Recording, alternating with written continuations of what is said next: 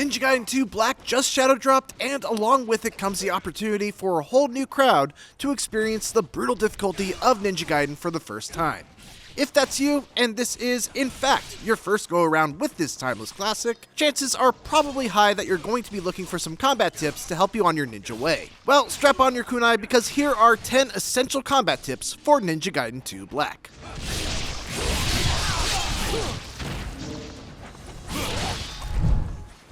One of the most vital techniques that you need to learn in Ninja Gaiden 2 is the ability to instantly go into your ultimate technique charging stance by jumping and holding the strong attack button right as you hit the ground.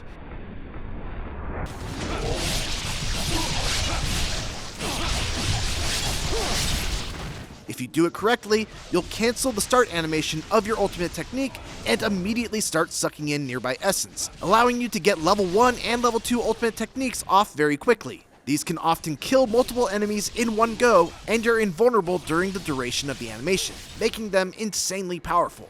You're also highly encouraged to use them because when you suck up essence and land an ultimate technique, the essence that gets dropped from enemies killed by it will be increased. As fast as they are though, they're not instant, so be aware that you can get knocked out of them, even after you absorb essence, which essentially wastes it. To combat this, try doing quick charges after throwing shurikens or hopping off an enemy head. That tiny bit of stun these techniques offer is usually enough to give you the time that you need to get an ultimate technique off. Another essential tip regarding ultimate techniques is that if you hold down the block button, you will not suck up any essence. You can't run or walk while holding down block, but you can dodge, jump out of the dodge, and then dodge again. This is basically called a roll jump, and it is a super important movement technique as it keeps you moving and allows you to reposition yourself while holding the block button so you can use an ultimate technique in a spot where it will connect with an enemy. Also note that for a level 2 ultimate technique, you'll need 2 yellow essences, or 1 blue or 1 red essence.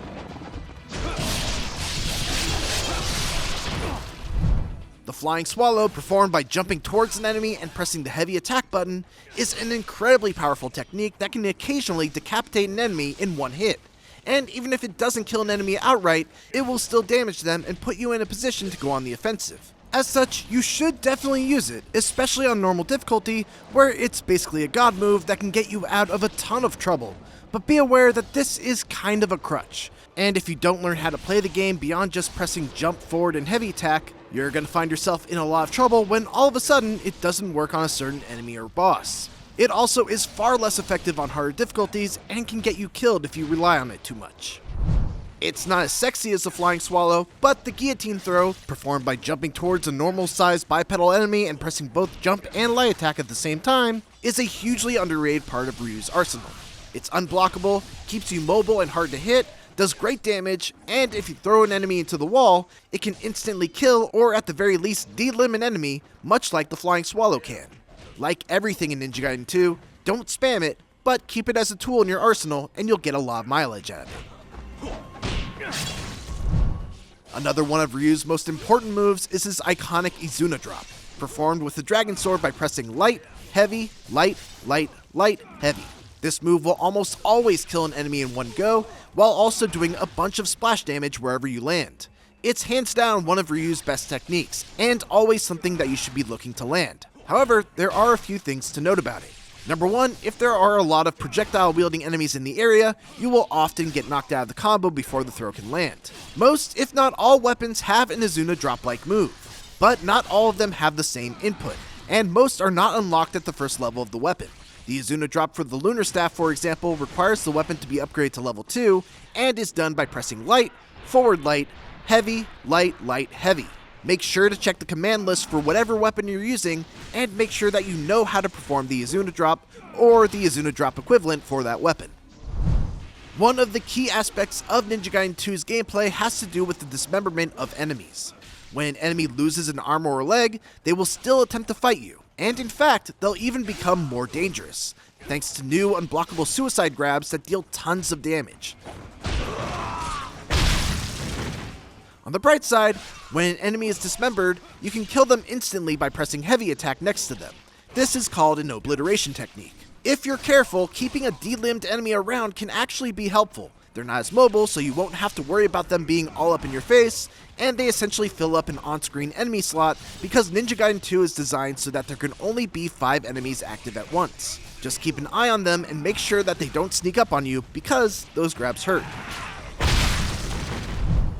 Shurikens can be used in the air to pepper and interrupt enemies, but you can also use them to cancel lengthy recovery animations on certain combos with certain weapons. One really great use for this is the Dragon Sword's light, heavy combo.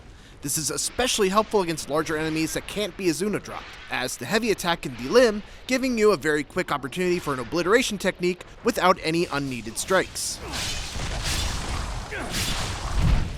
You can perform a counterattack with any of your weapons by holding block and pressing either the light or strong attack buttons right before an enemy hits you. Counters are great at dismembering enemies, and it's usually a good idea to be ready to perform an Obliteration Technique on an enemy right after landing a counter. That said, Ninja Gaiden 2 is not Sekiro, and you shouldn't rely too heavily on counters. Enemies in this game will eventually wise up to your technique and will grab you out of your blocking stance, doing huge damage with their throws. Again, it's a good weapon to have in your arsenal, but make sure not to overuse it. Don't be afraid to use your Ninpo. Yeah, it sucks to not have it when you really need it, but that's what Devil's Way mushrooms are for. Ninpos should always be used as your get out of jail free card. If you're overwhelmed with enemies, or when one enemy in particular is giving you a tough time, go ahead and use it. As for what Ninpo to upgrade, generally I would say that Inferno is the best to have against bosses, while Windblades are best against a group of regular enemies. Choose one of those two and focus on maxing them out with your Jewels of the Demon Seal, and then focus on the other. When you upgrade your weapon, try out your new moves. Take note especially of what moves are good at dismembering foes, techniques that hit multiple enemies at once, and moves that allow you to stay mobile. You don't have to use different weapons, and in fact, if you want, you can just stick with the Dragon Sword and save all your essence for purchasing items at the shop, but every weapon does have its strengths and weaknesses, and if you find yourself struggling with a particular encounter, you may find surprising success by switching up your weapon. The key to surviving in Ninja Gaiden 2 is to never be a stationary target. Enemies are incredibly aggressive in this game, and if you're not constantly jumping, rolling, wall running, or bouncing off enemy heads anytime you're not swinging your weapon, you're going to get hit. Always try to favor moves that move you forward. Flying Swallow is obviously a great choice as we've mentioned above, but also look for things like the Dragon Sword's forward light combo strings. These combos are great at keeping Ryu moving while still being offensive.